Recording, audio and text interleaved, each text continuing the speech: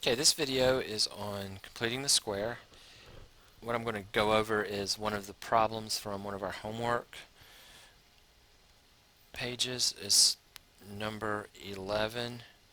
We have 2x squared plus 12x minus 40 equals 0. Okay, so the first thing I want to do is I want to get my constant term away from my variables. So what I need to do is I need to add 40 to both sides.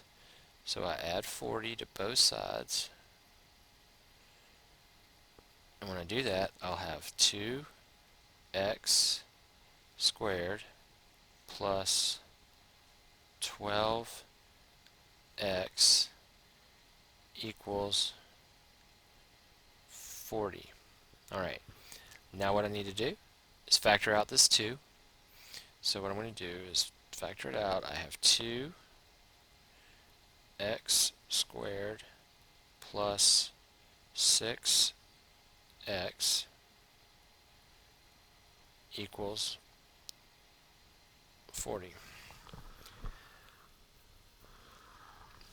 So what I need to do now is the part actually completing the square. What I'm trying to create here is a perfect square trinomial. So what I need to do in order to make this happen is I take half of this coefficient in front of my x. So half of 6 is 3 and square it. So 3 squared is 9. So I add 9. Now we've said that if we add 9 to one side, you got to add 9 to the other. But I'm not really adding 9 here. What I'm adding is 2 times 9, which is 18. So I add 18 to both sides. And then that's going to give me 2x squared plus 6x plus 9 equals 58. Okay, so from here, I'm going to bring my 2 down.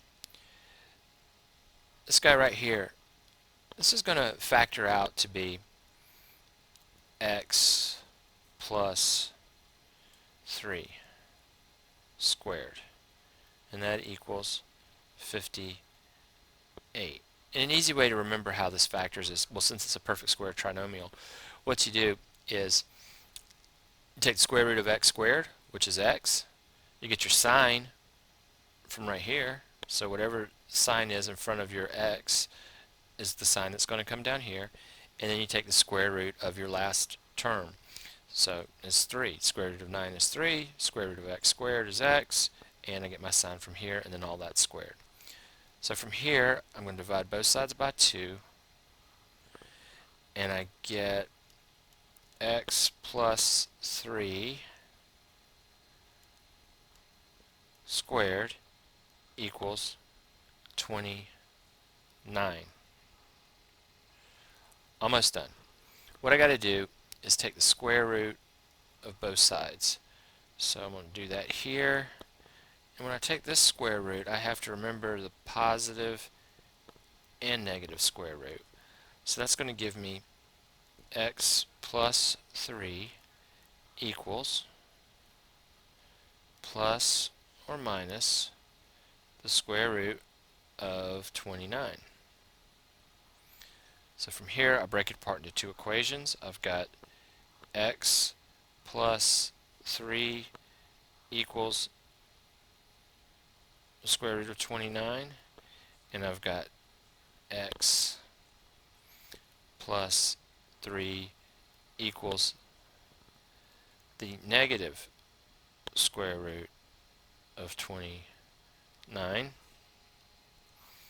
And then we subtract 3 from both sides.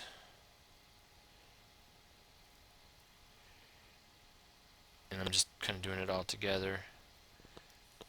And then I'll get x equals negative 3 plus the square root of 29, and I have x equals negative lag x equals negative 3 minus the square root of 29. That's how you do it.